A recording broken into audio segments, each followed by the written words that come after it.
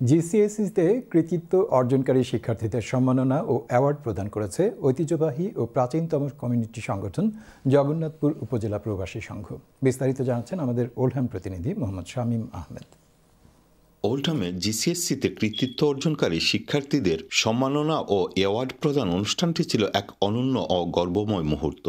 ঐতিহ্যবাহী ও ওল্ডহামের প্রাচীনতম কমিউনিটি সংগঠন জগন্নাথপুর উপজেলা প্রবাসী সংঘ প্রতি বছরের মতো এবারও ব্যতিক্রমী আয়োজনের মাধ্যমে এই মহতী উদ্যোগ গ্রহণ করে।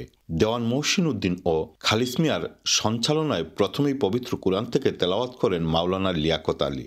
এতে স্বাগত বক্তব্য রাখেন জেইউপিএস এর চেয়ারম্যান ফজলুল হক।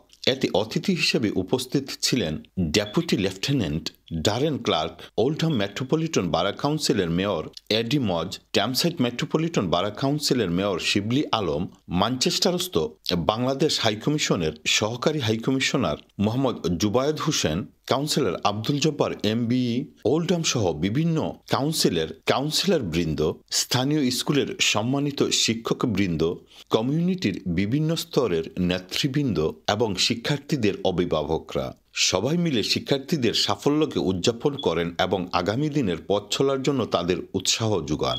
সভায় বক্তারা বলেন, জিসিএসসির ফলাফল শিক্ষার্থীদের পরিশ্রম, অধ্যবসায় এবং পরিবার সমাজের সহযোগিতার এক উজ্জ্বল দৃষ্টান্ত। পুরস্কার গ্রহণের সময় শিক্ষার্থীদের চোখেমুখে ছিল আনন্দ উচ্ছ্বাস, আর অভিভাবকদের মধ্যে ছিল গর্ব ও সন্তুষ্টি। জগন্নাথপুর উপজেলা প্রবাসী সংঘের এই উদ্যোগ প্রবাসী সমাজে শিক্ষার প্রতি অঙ্গীকার ও দায়বদ্ধতার নিদর্শন হিসাবে প্রশংসিত হয়। Mohammad Shamim Ahmed, channel S news, Oldham.